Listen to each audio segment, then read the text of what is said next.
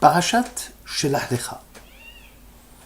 L'Éternel parla ainsi à Moïse, « Envoie toi-même des hommes pour explorer le pays de Canaan que je destine aux enfants d'Israël. Vous enverrez un homme, respectivement par tribu paternelle, tous éminents parmi eux. » Et Moïse les envoya du désert de Paran, selon la parole de l'Éternel, c'étaient tous des personnages considérables entre les enfants d'Israël. Dirigez-vous de ce côté vers le sud, gravissez la montagne, vous observerez l'aspect de ce pays et le peuple qui l'habite, s'il est robuste ou faible, peu nombreux ou considérable. Quant au pays qui l'habite, s'il est bon ou mauvais, comment sont les villes où il demeure, des villes ouvertes ou des places fortes. Nombre, chapitre 13. C'est sans aucun doute la section de la Torah qui a connu un nombre considérable de commentaires midrashiques, parce que son actualité ne s'est jamais démentie jusqu'à nos jours.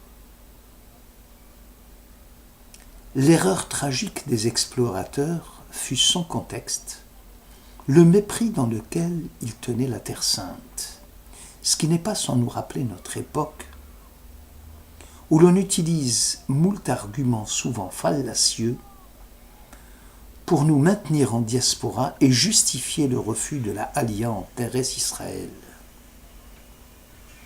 Voyons la motivation du refus des explorateurs. Les motivations sont nombreuses. Premièrement, la crainte de perdre leur statut de chef de tribu une fois la conquête d'Eretz Israël achevée. Deuxièmement, la crainte d'affronter les peuples puissants qui habitaient ces grandes villes fortifiées. Troisièmement, l'effroi de voir tout un pays occupé à enterrer ses morts, un pays qui, selon leur dire, dévorait ses habitants. L'auteur de la Hakeda met l'accent sur le dédain manifesté par les explorateurs à l'égard de la Terre Sainte. Vaim asu be'eretz chemda. Ils ont dédaigné cette terre. Ce n'est pas la peur physique ou le refus d'affronter l'ennemi qui constituait la faute majeure des explorateurs, mais c'est surtout leur attitude de dénigrement, de vouloir à tout prix attaquer la réputation d'Eretz Israël et d'en parler d'elle avec malveillance. Vos enfants aussi, dont vous disiez « Ils nous seront ravis », je les y amènerai, et ils connaîtront ce pays dont vous n'avez point voulu, dit l'Éternel, dans les Nombres, chapitre 14. L'auteur de la Hakeda affirme que par la faute du mépris, nous continuons à en payer le prix jusqu'à nos jours. C'est là, dit-il, l'origine de toutes les calamités que nous avons connues. La faute des explorateurs est à l'origine de nos exils successifs et la conséquence du dédain des autres peuples à notre égard. Il n'y aura pas d'espoir d'accéder à la plénitude du génie d'Israël tout le temps que le peuple d'Israël, disent nos sages, reste en diaspora.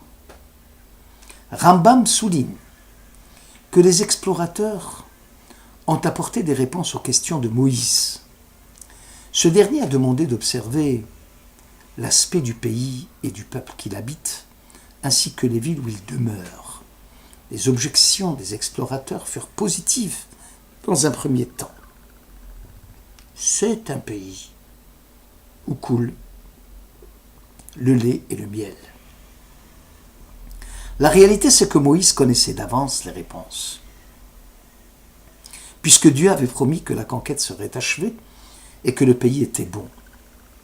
Seulement voilà, Moïse, à travers les tests pointus qu'il faisait passer aux explorateurs, cherchait à préparer le terrain pour l'expédition à venir, celle de la conquête d'Eretz Israël. Le plan d'occupation devait nécessairement éviter les places fortes pour s'attaquer aux villes n'ayant sur le plan militaire aucun intérêt stratégique ni économique. C'est ce qu'il appelle distinguer les sols gras des sols maigres. La conquête d'Eretz Israël, selon Moïse, devait se faire avec un nombre entièrement réduit en sacrifices humains. En fait, les explorateurs n'ont pas suivi l'analyse de leur stratège Moïse. Leur préoccupation majeure, même s'ils avouent que le pays est excellent, demeure leur réticence vis-à-vis de la conquête de ce pays. Le mot Éphes exprime leur réserve. C'est la conjonction qui introduit une opposition à ce qui a été affirmé. Nous sommes entrés dans le pays, oui, vraiment. Il ruisselle de lait et de miel. Et voici ses fruits. Éphes ki az ha'am, mais il est puissant le peuple qui l'habite. Et ses villes sont fortifiées et grandes. La restriction introduite par la conjonction « mais » montre à l'évidence qu'il n'est pas possible pour Israël de conquérir ses places fortes.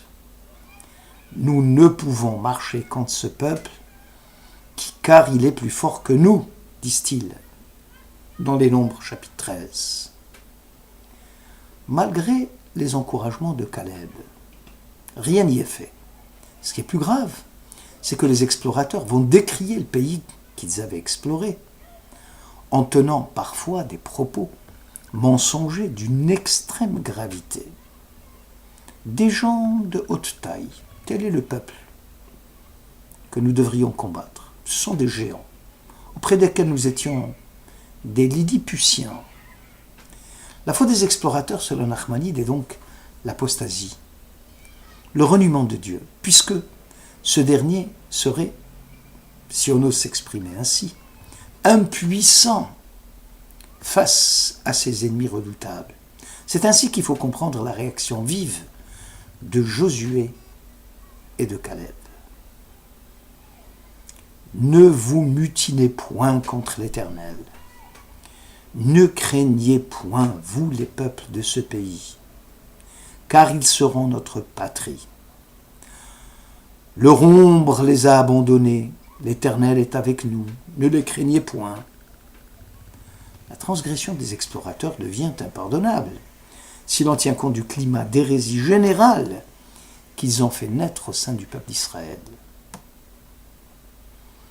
L'auteur de la Hakeda voit dans la conjonction Ach, Éphes, mais une tentative de putsch de la part des explorateurs. Moïse les mandata pour une mission donnée, et eux s'érigent en conseillers, se substituant ainsi à Dieu lui-même et à Moïse.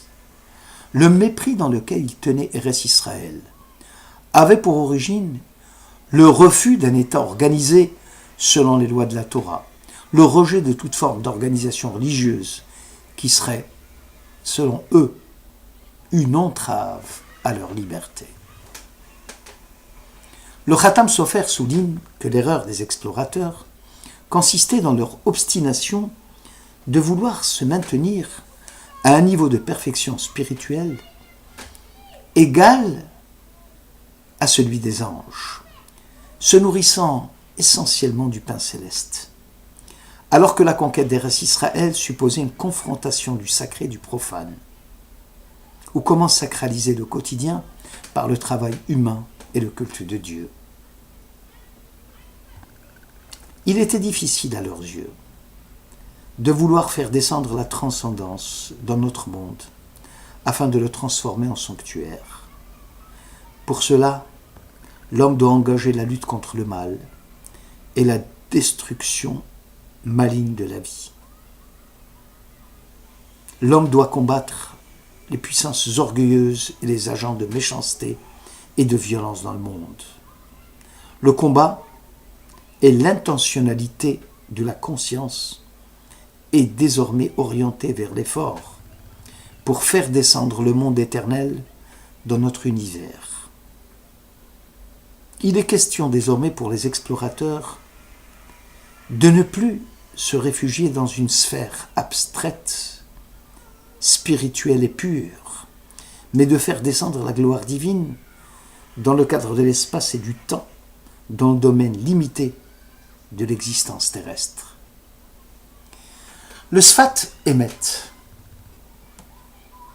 fait remarquer qu'après la section des explorateurs, il y a 3 autres périodes qui parlent successivement de libation de vin jointe au sacrifice holocauste pour chaque agneau, du prélèvement de la challah, prémisse de la pâte, et enfin de la confection des tzitzit, des franges, au coin de nos vêtements.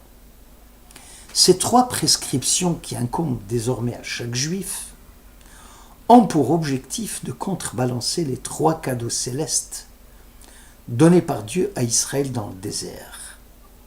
Le puits de Myriam, les libations, la manne, prélèvement de la challah, les nuées de gloire, la couverture du talit. Le message est clair. L'homme est étroitement lié à la matière, à la sensibilité et au concret. Et les hommes ne sont pas prêts à servir Dieu dans un renoncement total et un rejet absolu du concret de la matière. Aussi, toute conception religieuse qui se situe au niveau des séraphins et méprise ce qui est mortel, pétrie de chair et de sang, finit-elle par se trahir elle-même et tomber dans le mensonge.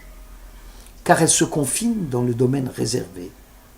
Elle renonce au public et construit un univers religieux ésotérique.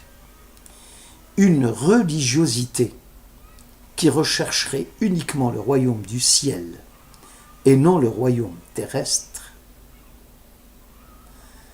qui est le reflet du royaume du ciel, favorise la formation d'une aristocratie religieuse, alors que le but de la Torah d'Israël est d'être démocratique, car elle est le lot de tout Israël, Morachat Israël. Le but poursuivi par Dieu et rejeté par les explorateurs est celui d'insérer l'infini dans le fini. Il faut se détourner d'une vie spirituelle éthérée qui n'a ses raisons que dans le monde de l'abstraction pour s'orienter du côté de la vie concrète terrestre. L'homme doit faire descendre la gloire divine dans le terrain de la réalité.